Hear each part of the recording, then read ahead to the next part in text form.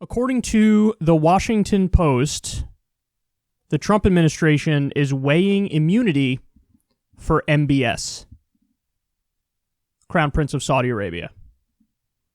Every time I say MBS, I think of IBS, irritable bowel syndrome. Not the best thing to be reminded of when it's somebody's name, but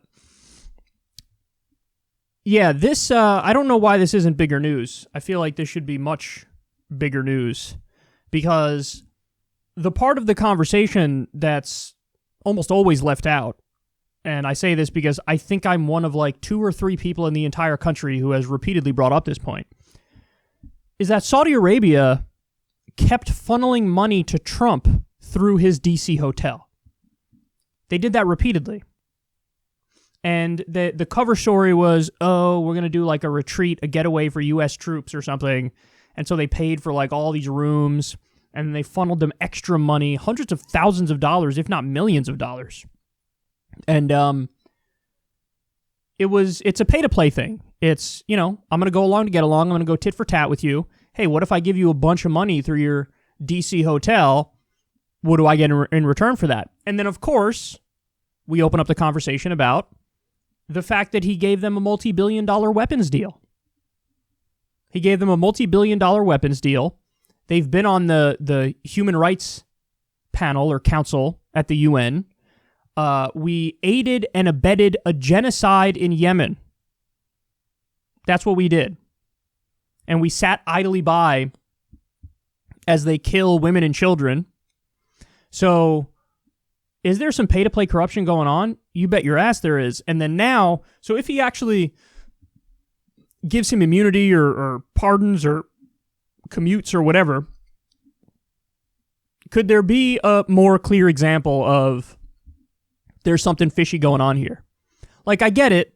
Saudi Arabia and the U.S. are allies, and so U.S. presidents have repeatedly cucked themselves to Saudi Arabia in the same way that they've repeatedly cucked themselves to Israel.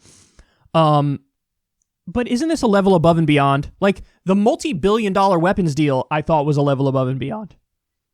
Not tied to any sort of, you know, demands on human rights or civil liberties. None of that. And then this would be another similar thing. And the administration is weighing it. We've come a long way from when Donald Trump used to blame 9/11 on Saudi Arabia. Remember that? He used to do that. He used to say, they're not our allies. They spread radical Islam all around the world. Not good, folks. Not good. And the second he became president, his tune changed. And he took a lot of money from them through his D.C. hotel, and then he gave them weapons for their genocide. Now, I propose to you, I'm not proposing to you, that'd be marriage. I pose to you the idea that, isn't this worse than the Russia scandal, even at its height? Like, because at least half the stories on the Russia scandal at its height turned out to not be true. They just turned out to be false. And, you know, the people who went down in regards to Russiagate, they didn't go down for Russiagate-related stuff. They went down for corruption, like Manafort or Flynn. That's not to excuse that corruption. It's horrendous, and they should go down for it. But it wasn't in regards to Russia. It just wasn't. So if the idea was, oh, he's a Manchurian candidate to Russia, that was proven false. Because if that was proven true, Mueller would have been able to show it. He wasn't able to show it. But is he kind of a puppet of Saudi Arabia? There is an argument to be made there. Saudi Arabia has unlimited funds, and they're willing to throw that money around to meet their own geopolitical goals. So if all it takes is to give Trump millions of dollars or hundreds of thousands of dollars through his DC hotel with probably some sort of promise for future funds going there, if that's all it takes, yeah, Trump is going to give them their fucking weapons deal. He doesn't care about babies being killed in Yemen. He doesn't care at all. And now it's protection. By the way, what's the exact crime? I'm not sure.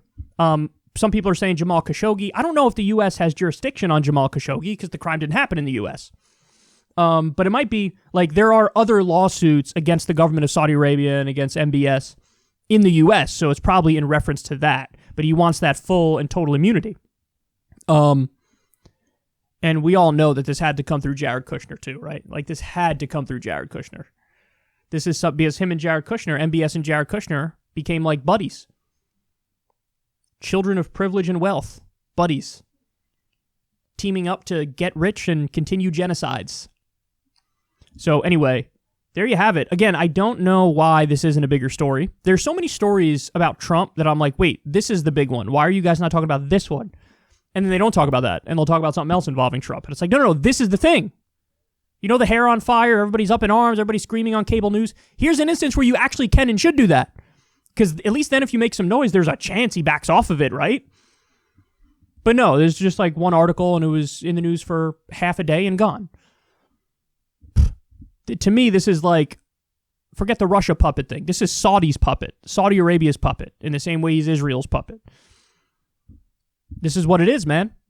Getting personally wealthy and doing favors for these horrendous criminal governments.